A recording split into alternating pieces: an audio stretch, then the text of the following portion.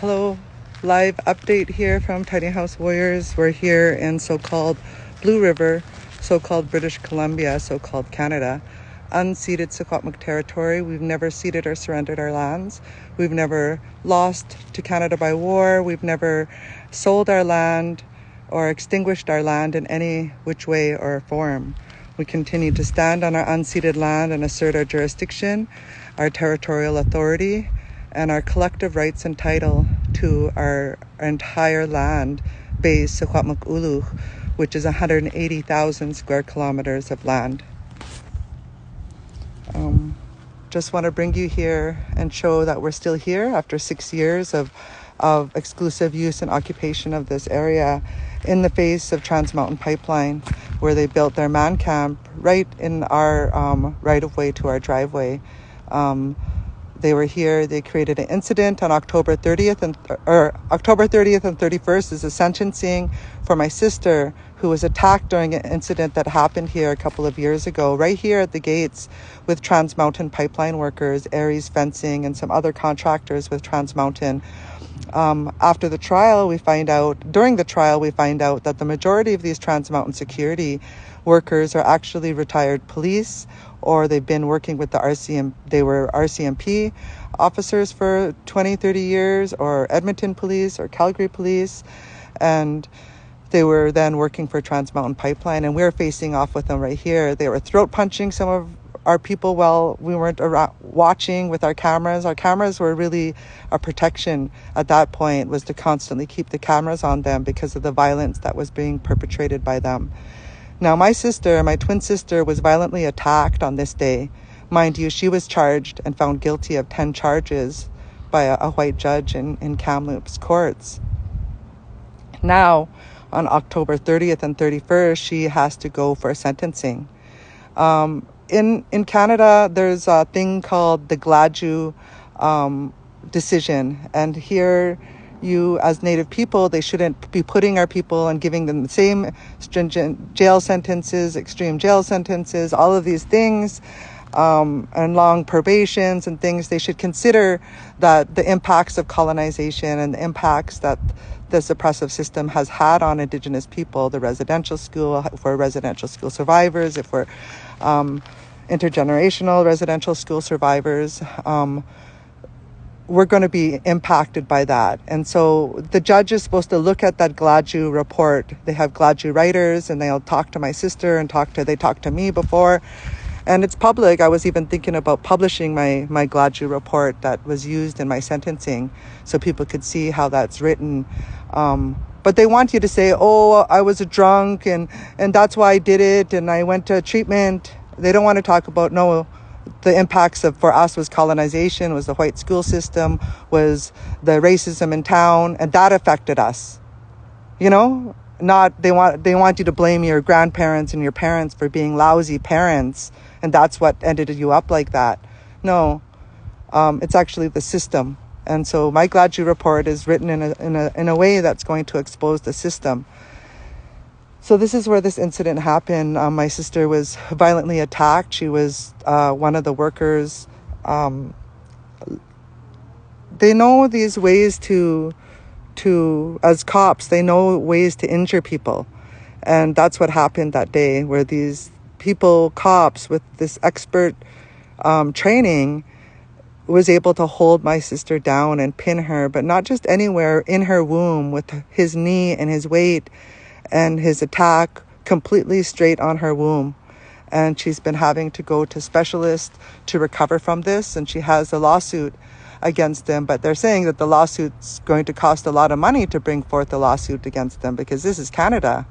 These are Canadian workers, a pipeline that was purchased by the Canadian government, by Kinder Morgan, from Kinder Morgan, a Texas-based company. So big oil is not good. It's never any good anywhere on Indigenous territory or Indian country. You could hear it from the people that have been facing the impacts of the refineries in Oklahoma. That black soot, it falls on their pets, it falls on their animals, it falls on their porches where they eat with their families. You can't get away from it. The pollution from those refineries goes into everything. And then you hear right from ground zero from Melina Lubicon, and you hear from people that are impacted by the Alberta tar sands, and you're going to hear about the deaths of cancer at greater rates than any other families have been having to suffer from. People are still eating the moose. People are still eating the ducks and the geese and the migratory birds that land on top of the tailings ponds. People are still fishing in the Athabasca River. Everything downstream is affected. These tailings ponds are immense. They're massive. You can see the Alberta tar sands around Fort McMurray, Alberta, Canada. You go look and you Google, and you're going to see it from Google Earth. You're going to see what type of destruction. And they're piping it all the way down 1,152 kilometers from Edmonton all the way down to Vancouver to the Westridge Marine Terminal there in Tsleil-Waututh territory, where our relatives Will George and Cedar George and Reuben George, Amy George are all fighting along with their community and fighting the impacts there. And what's happening after that is they're putting it in massive super tankers, these Aframax tankers that the coast has never seen, the Salish Sea has never seen, and captains from Russia and China, people that don't know how to maneuver around in those waters, are bringing those tankers in and then going out through Lummi and Rose Point and Clallam and Port Angeles and all the way out to Nia Bay, out to the Macaw whale hunters.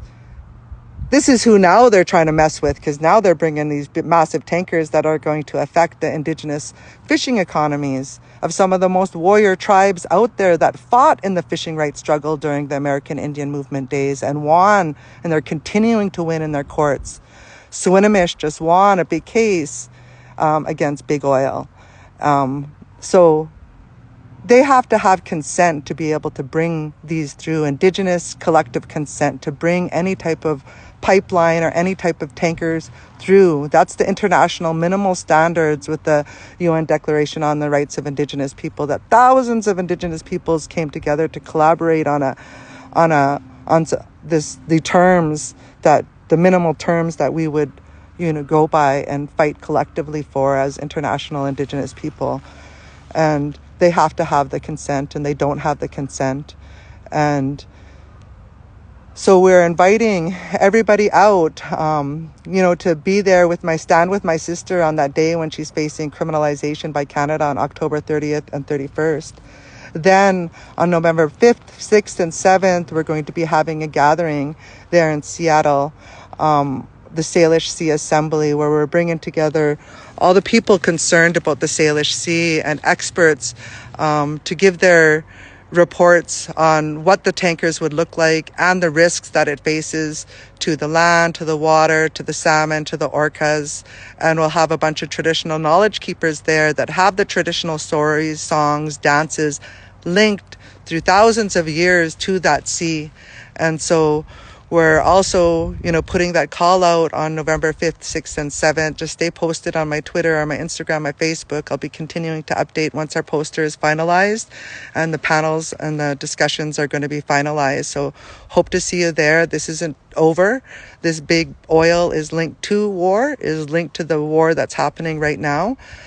This bitumen tar sands, and the fact that it's one of the best kept secrets. They don't want a war starting over here over some of the biggest oil fields left in the world, the Alberta tar sands.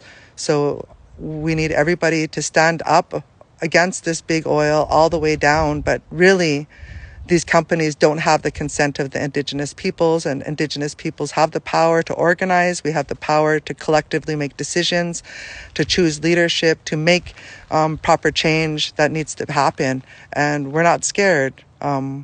We've lived through a genocide and we're still standing. So signing out here from Tiny House Warriors, my big clenched fist salute to all the warriors and revolutionaries out there that continue to fight for our land and our freedoms. This is a collective freedom. We're not free until we're all free. So let's continue to stand with each other and continue to fight back against Canada, the so-called United States, and all the imperialist countries of the world. Let's stand together and fight back.